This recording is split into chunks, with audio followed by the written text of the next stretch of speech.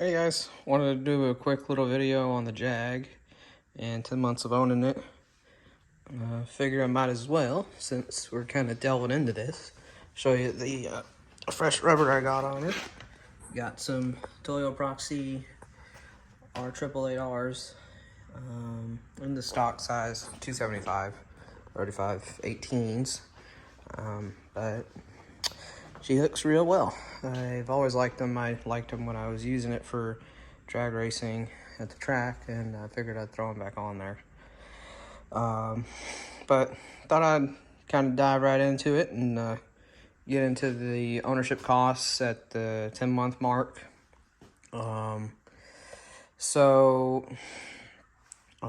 Initially, when I first got the car, I spent $1,200 on the general service for it, including a trans service. Now, keep in mind, I had the fluid and the pan, as well as some of the other stuff for it. So, all together on FCP Row, that was like 250, 200, $300. And he just charged me labor, which was real reasonable over at Champion's Jaguar service. So initial service on the car, I spent $1,200 getting everything that I found wrong with the car squared away. Now, in terms of oil changes, I change the oil every 3,000 to 5,000 miles with Amgel oil. It's 530, 5W30, and it's a signature series, so I get the good stuff. Spend about $110, $120 per oil change, and so roughly I'm in it with coming up on the 25,000 mile mark, about $1,000 on oil changes. You don't got to go that crazy, but with the way I drive the car, I like to go a little bit extra, and so I like to get good stuff for the car. So that's just your basic stuff. I've had to do small things like, for instance, and I think, let me see, can you see it? Yeah, okay. All right. So basically, right down there's a little thing called a dual climate control valve, and I had to replace that for the Jag, and that little sucker was about $200 from Ford. But the reason why I spent $200 on the Ford part, and as opposed to just ordering online or from Amazon or whatever, is the part from Ford, which I believe I got it from like a Lincoln LS or something. That is it's the OEM part. So it's a Bosch part. It's literally the same thing that's in this car, and it's got the same stamping and everything. So I got it from Ford of Conroe, and it worked just fine.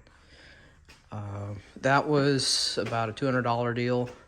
So realistically, in terms of things I've had to fix, it's been that, and then recently I've had to throw some coils at it. Granted, I went the cheap way. You don't gotta go the cheap way. As you can see, I got some Duralast coils to replace the ones that went bad. There's about 3 of them, and that was about $65 a pop. But I plan on ordering the OEM ones in a little bit, but there's just kind of minor things that have happened in terms of stuff that's went wrong with the car. Nothing too crazy. I'd say, the car's 17 years old, so really not too bad. But overall, I've spent about $1,000 on the oil changes. I've spent and then the other thing I forgot to mention is this little saucer right here. This will sometimes leak, and so I replaced that. That was about $40 or $50 on S&G Barrett, so that's not too bad. These little VVT solenoids, they sometimes, the seals go bad. They'll eventually go bad and leak, so I need to replace them. But those are like $5, $10. But overall, I spent, with tires, about $5,500 on the car. Almost 2,000 of that is the Toyos. The Toyos are were about 1,800, basically for 4 of them, because I went through a set early in the year, drag racing, when the car was kind of stock and lightly modded, and I decided to get a set. Now that I'm probably going to do some more stuff to the car, but really, you know, you don't got to go crazy like I did. Gosh, these wheels are dirty, but oh, almost dropped my phone. But like, for instance, I still have the Pilot Sport 4S's that I had originally, and I've a little bit more than a fingernail. I've still got a good bit of tread on the front, and I got those when I bought the car back in February, and all 4 of those tires were 1,500. So, you know, if you're not going to be really racing the car or driving aggressively, I'd suggest maybe saving yourself some money and getting some cheaper tires. I know how I drive, and I like, you know, tossing this thing around when we get into some curvy country. So, you know, I try to get good tires for it. So, you know, overall, having put 25,000 miles on the car, I've really been quite happy in terms of my general ownership costs. I've not had to do too much to the car to really keep it running. And, you know, a lot of the expenses, like I mentioned, you know, almost 2,000 of that really is kind of just general, like, racer stuff. Like, you don't have to be spending all that money on,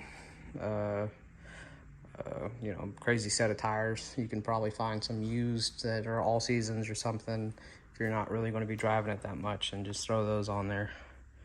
But, you know, it's been a good car. You know, well, nothing else has really kind of gone wrong with it. I kind of went out of the way, and just because I could, I replaced the thermostat housing, and then I did new fan shroud and radiator, as well as you can probably see in there, new AC condenser there. Another thing too that I had done was I replaced brand new transcooler lines too. You know, it's a known problem, and it was just more of a preventative maintenance thing. You don't necessarily have to do that, but it is something that I kind of went out of the way to do, because I've heard of a lot of people having problems with those leaking, and since I could still get the new ones in stock, I got them. You know, so it's just kind of general stuff. And, you know, the car's been running good.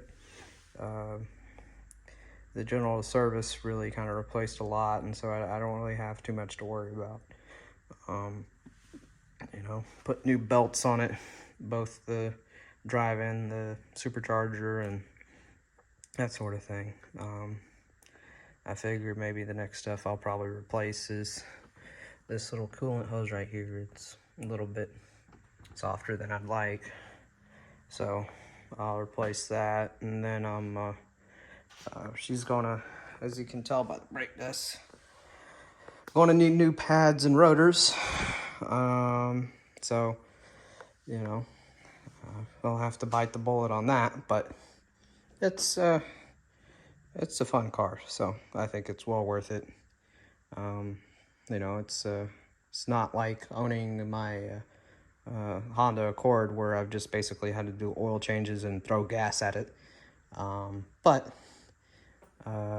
you know, this is 10 times as fun, and it's just a joy to really drive every day. So I really do love it. And you know, I think it's a good car. Yeah, so yeah, just kind of thought I'd go over that. Other things I didn't mention, the intake, which I got from Banshee Screamer intakes, Joel over in Colorado. This bad boy was about, I think it was like $200. The tune that I have on the car from Alpha Jag, I think that was about 800, but I paid a refundable deposit too, so you know, it really wasn't too bad. And he's done a lot of different revisions and tunes and stuff on the car, and so I'm really quite happy with it. So yeah, just thought I'd kind of go over everything.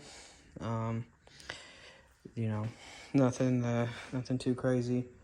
Oh, and I forgot, I've also replaced some coolant when I did the dual climate control valve, and you can actually use the GM Dex Cool, the orange stuff, for our cars, or for these supercharged 4.2s, and it's what I use on it, but that's like $10-15 at Walmart. It's nothing crazy. So yeah, well, that's general stuff.